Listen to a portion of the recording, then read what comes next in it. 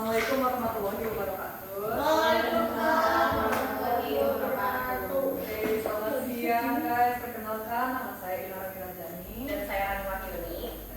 Alhamdulillah pada hari ini kami berkesempatan untuk membawakan sebuah pelatihan untuk Bapak Ibu. Dan sudah terlihat di sini bahwa pelatihan hari ini itu tentang berpikir kritis dan komunikasi kritis. Maka kita hari ini akan melakukan sebuah pemanasan pikiran dulu ya. Memanaskan latihan kejelian otak kita dengan games jeli warna. Tolong dijelaskan teman-teman berani. Nah, nanti bakalan ada beberapa gambar dengan berbagai bentuk yang warnanya berbeda atau sama. Bapak Ibu tinggal jawab pertanyaannya yang mendeskripsikan gambar tersebut ya. Gimana? Udah siap? Siap. Mari kita mulai. Yuk, gamenya pertama. Apakah warna lingkaran kecil dalam kedua lingkaran besar sama atau berbeda? Berbeda. Beda. Sama. Beda sama. Sama. Oke, siapa yang mana? Oke. Dan Jawabannya sama. selanjutnya. Oke, nanti gamesnya gitu aja ya guys.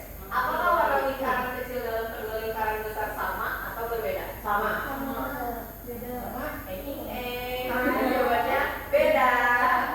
Selanjutnya, apakah warna kotak kecil dalam kedua kotak besar itu sama atau berbeda? Sama. Semuanya sama. Semuanya sama? Sama. Oke. Jawabannya masih beda. Selanjutnya, Baik-baik. apakah warna kotak kecil dalam kedua kotak besar tersebut sama atau berbeda? Sama. Sama atau beda? Sama. Dan jawabannya beda. Oke, yang terakhir nih ya. Apakah warna wajah kedua muka tersebut sama atau berbeda? Beda. Beda apa ya? Beda kan ya? Jawabannya sama. Oh, jadi ya. Kalau teori guys. Apa dibalik-balikin sama-sama beda-beda. Tapi oke, tadi kita lihat ya gimana konteks dari sebuah gambar ataupun situasi itu bisa mengecokkan pikiran kita. Tadi keren banget, ada yang menjawabnya benar, ada yang menjawabnya salah, beda atau sama. Boleh kalau minta izin, ada yang eksplanasi gimana bisa mencapai konklusi sama atau bedanya? Apa kalau teori? Kalau teori, oke, keren banget yang kalau teori. Berarti dengan Ibu siapa? Kalau teori?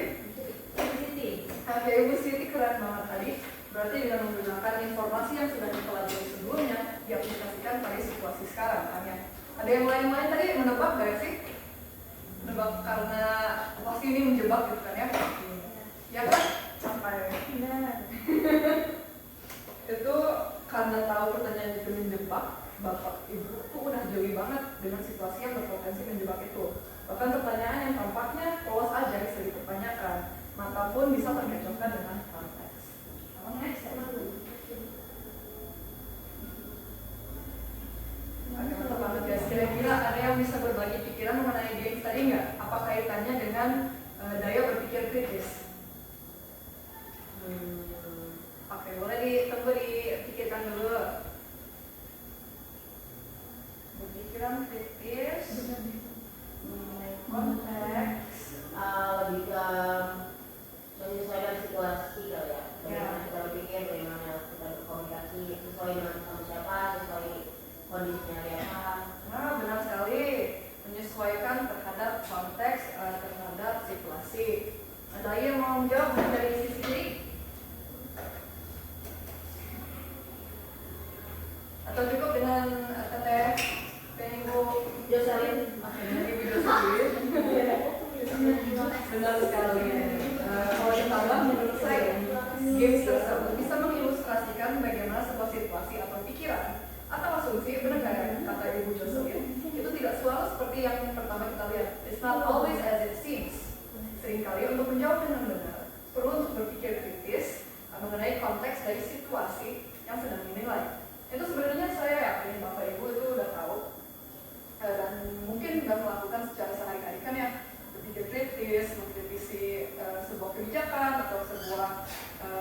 yang dilakukan. Tapi apa Bapak Ibu melakukannya secara sadar dan sengaja atau secara alamiah? Walau keduanya udah bagus, tapi tujuan dari pelatihan hari ini untuk melatih daya ini secara sengaja. Kayak otot itu bisa menjadi kekal karena banyak menumpuk barang atau karena pergi ke gym, berpikir kritis itu juga sama. Kalau dilatih dengan alur dan cara yang harapannya benar, itu kemungkinan bisa menghindari dari cedera atau in this case overthinking ya teman-teman. Nah, mari kita lihat dengan statistiknya dikit. Next. Secara statistik, mungkin peserta di sini ada yang menjabat sebagai manajer atau jabatannya itu terkait dengan mensupervisi atau mendireksi karyawan. Pernahkah kalian merasa sama dengan manajer-manajer yang lain, di mana 60% manajer menganggap bahwa berpikir kritis atau pemecahan masalah itu keterampilan non teknis yang paling kurang di kalangan lulusan perguruan tinggi baru ini. Kalau bisa demikian, itu mungkin bisa dimengerti dengan statistik yang selanjutnya dari Qualtrics dan Mining Edge yang menyatakan bahwa 88% partisipan yang berpikir kritis mengatakan mereka yakin dengan daya pikir kritis mereka. Hanya 9% dari mereka yang mendapat nilai A pada tes literasi digital dan berpikir kritis dasar.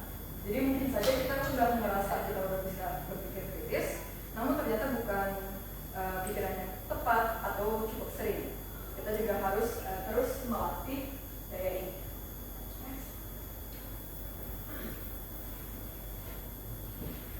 Oke, Bapak Ibu, berpikir kritis itu apa sih? Ada yang tahu nggak?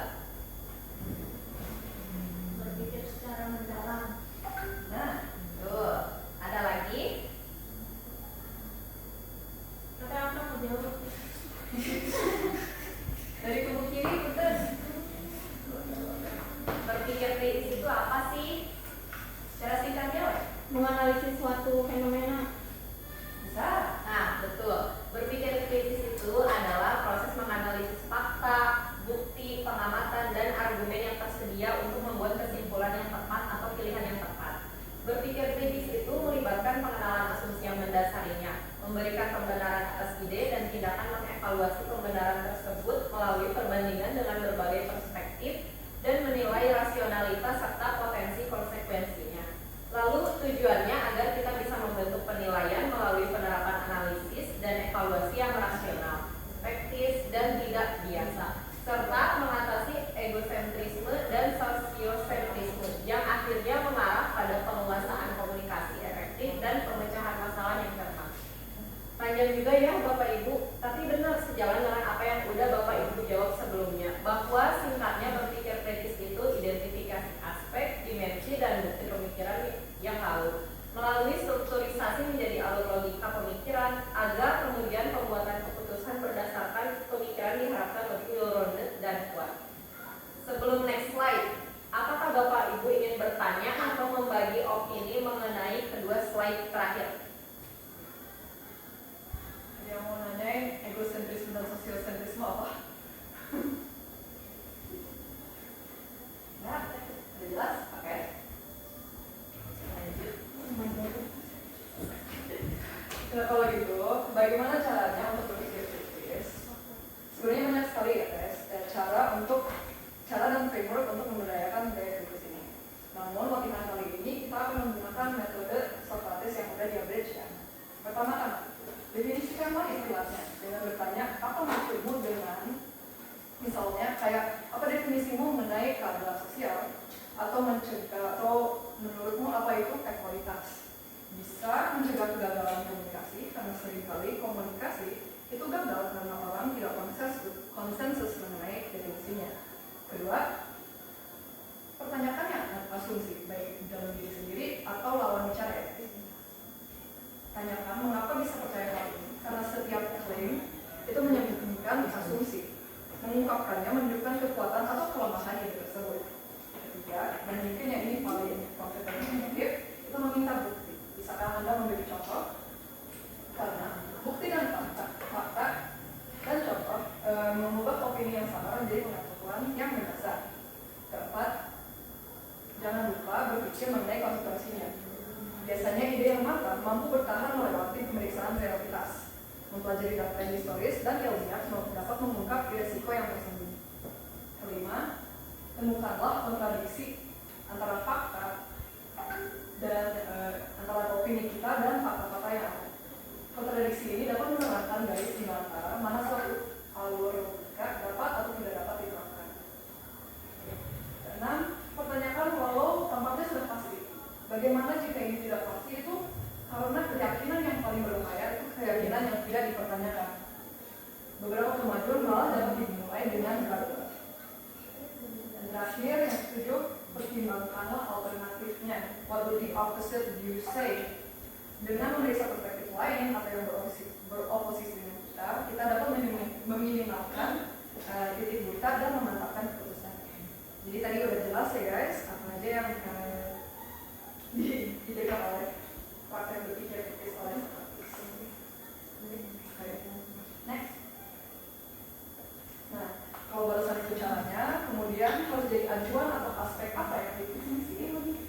Konsiderasi atau aspek memang cukup banyak, karena dapat mencakup dari pengalaman opini atau pengalaman dan opini pribadi hingga temuan ilmiah dan data historis.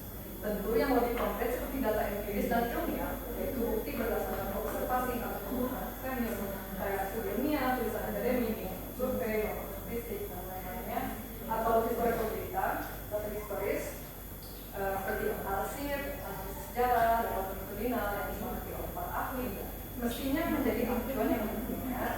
Namun mesti diperhatikan juga bahwa data-data ini pun menjadi ada dan terpengaruh oleh faktor-faktor dalam konteks yang lebih besar. Memahami konteks yang lebih besar ini seperti historis, konteks sosial, politik, dan ekonomi dapat menciptakan suatu fakta dan peristiwa, memberi pemahaman yang lebih lengkap dan bernuansa tentang bagaimana data tersebut terbentuk. Kontekslah yang menjelaskan mengapa data tersebut terlihat seperti itu dan bisa dihasilkan oleh politik, faktor historis, struktur dan tekanan sosioekonomis, atau geografis dan sebagainya. Nah, ini kayak ilustrasinya seperti ini itu jadi ini tuh pengalaman individunya, ini budaya yang dalam di mana pengalaman itu terbentuk, data ini juga dari mana, itu semuanya saling berbenturan dan membuat konteks dan info dan data yang kita cermati. Oke, kembali ke ini. Oke, Bapak Ibu, setelah kita menetapkan pentingnya berpikir kritis, bagaimana mempraktikannya dan faktor apa yang perlu dipertimbangkan, mari kita ilustrasikan pentingnya berpikir kritis dalam kasus dunia nyata. Kita tahu bahwa praktik ini memungkinkan seseorang profesional untuk menganalisis, mengevaluasi, menjelaskan, dan menata ulang cara berpikir mereka, agar proses berpikir dan pengambilan keputusan terbebas dari keyakinan keliru. Jika diterapkan pada sebuah skenario nyata, misalnya masalah sosial terkait kelayakan hidup anak dalam kemiskinan kita, bisa mulai dengan mencari akar masalahnya. Ada yang mencari akar masalahnya, ada yang berpendapat bahwa penyebabnya adalah kurangnya akses yang konsisten dan dapat diandalkan terhadap sumber daya pemberdayaan. Sementara yang lain berpendapat bahwa masalahnya terletak pada pertumbuhan penduduk yang cepat dan sistem kesejahteraan yang kewalahan. Oh my god. Oh, Ngapain?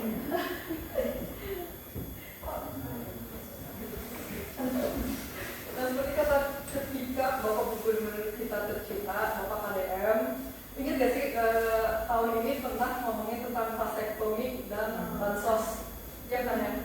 Waktu itu sempat mengusulkan kebijakan menjadikan vasektomi sebagai syarat penerima bansos. Kebijakan vasektomi sebagai syarat bantuan ini memiliki niat baik untuk mengatasi kemiskinan dan mendorong kesetaraan gender dalam program KB. Tetapi kontraargumen memprihatinkan mengatakan bahwa pendekatan koersifnya ini itu problematis. Ada bahaya dalam cara berpikir seperti ini karena it leads to biopolitik, eugenics, pelanggaran otonomi dan sebagainya. Seperti dijelaskan di sini. Kalau mau baca lebih jelasnya di sini. Mereka bilang bahwa hambatan terhadap KB itu lebih dipengaruhi oleh keterbatasan akses, kebutuhan yang tidak terpenuhi, keyakinan tertentu, minimnya fasilitas dan kurang pendidikan atau layanan KB. Mereka khawatir bahwa karena pemikirannya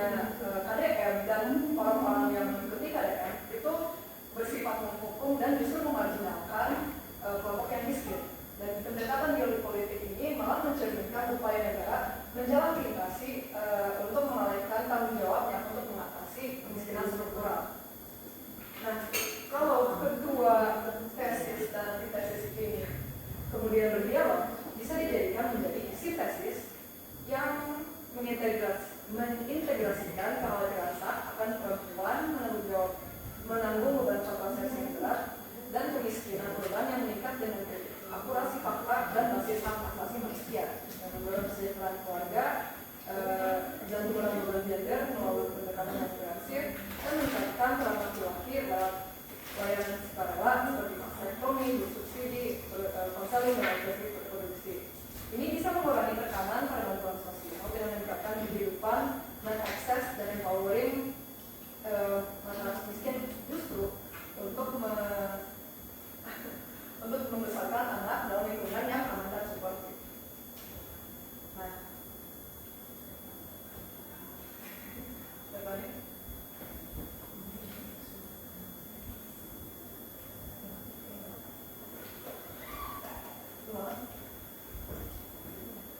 Nah, kalau kedua perspektif ini berdialog secara tulus, maka sintesis atau hasil diskusi tersebut mungkin bisa terlihat seperti ini. Mengintegrasikan kekhawatiran akan perempuan menanggung beban kontrasepsi yang berat dan kemiskinan urban yang meningkat dengan kritik akurasi fakta dan basis hak asasi manusia. Ini ya mendorong kesejahteraan keluarga dan pengurangan beban gender secara komprehensif, meningkatkan peran laki-laki dalam KB secara sukarela dengan dipermudah dan lain seterusnya.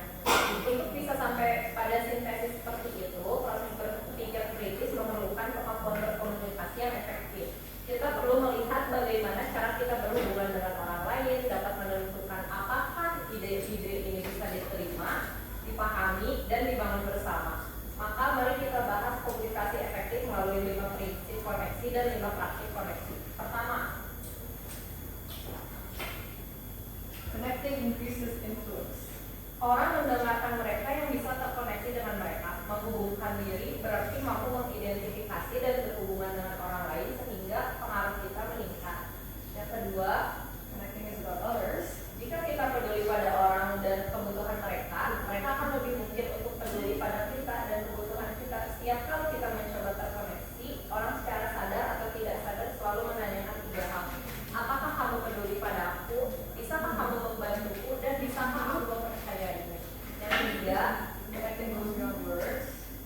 audit Penradian dari UCLA menjabarkannya dengan sempurna. Hanya 7% dari apa yang orang yakini berasal dari kata-kata kita. 38% berasal dari nada suara kita dan 55% berasal dari bahasa tubuh kita. Lalu itu bersangkutan dengan 4, Yaitu connecting requires energy. kita harus menghindari 4 kesan buruk. Tidak siap, tidak berkomitmen, tidak menarik, dan tidak nyaman. Yang kelima, Connecting is a skill, not a talent. siapapun bisa mempelajarinya dengan latihan dan memanfaatkan apa yang sudah dimiliki. Kembangkanlah diri. Dari situ, relationships, ability, insight, success, and experience. Relationship itu siapa yang kita kenal, ability, apa yang bisa kita lakukan, insight, apa yang kita tahu, sukses, apa yang sudah dilaksanakan, dan experiences, gimana kita telah menjalani hidup. Selanjutnya, 5 cara mempraktekkan koneksi. Salah satu kunci utamanya adalah kemampuan menemukan common ground. Dan itu sulit dilakukan kalau satu-satunya orang yang kita pikirkan hanya diri kita sendiri. Karena itu perlu menghindari 4 penghalang. Asumsi bahwa kita sudah tahu, arogansi bahwa kita tidak perlu tahu, ketidakpedulian untuk mengetahui, dan keinginan menguasai informasi agar orang lain tidak tahu apa yang kita tahu atau rasakan. Setelah itu, kita perlu menjaga agar pesan kita tetap sederhana, bicara dengan orang, bukan di atas mereka, dan langsung ke inti. Lalu, hubungkan pesan kita dengan dunia mereka, karena orang mengingat apa yang penting bagi mereka, bukan bagi kita. Untuk benar-benar meyakinkan orang, logika, emosi, dan kepercayaan harus selaras. Orang perlu tahu bahwa kita memahami mereka dan percaya pada kemampuan mereka. Mereka perlu melihat passion dan contoh nyata dari kita. Dan mereka perlu merasakan kepercayaan diri kita, baik pada diri sendiri maupun pada mereka, serta rasa terima kasih kita. Dan terakhir, contoh nyata kita terlihat. Pada awalnya, orang mungkin terkesan oleh energi atau penyampaian kita. Tetapi dalam jangka panjang yang di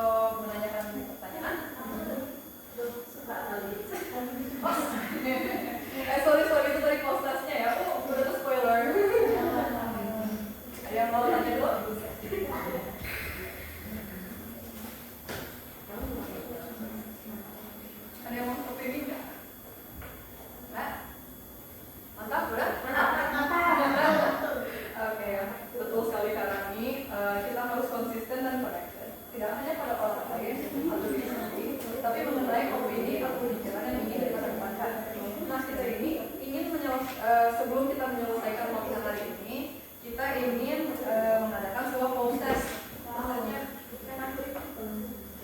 sebagai bukti progres ya guys. Untuk proses ini ada 2 skenario, yaitu skenario mengenai perlindungan bagi komunitas LGBT dan yang kedua itu skenario peraturan mengenai perampasan aset. Silahkan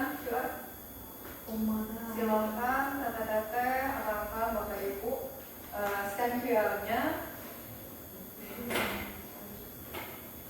dan mengisi formulir proses. Itu isinya nanti kalian tinggal perdatanya, opini agree atau disagree, lalu pilih skenario yang mana yang mau ditanggapi. Gak usah dua-duanya, jadi Pilih salah satu. pilih yang LGBT atau yang tentang perampasan aset.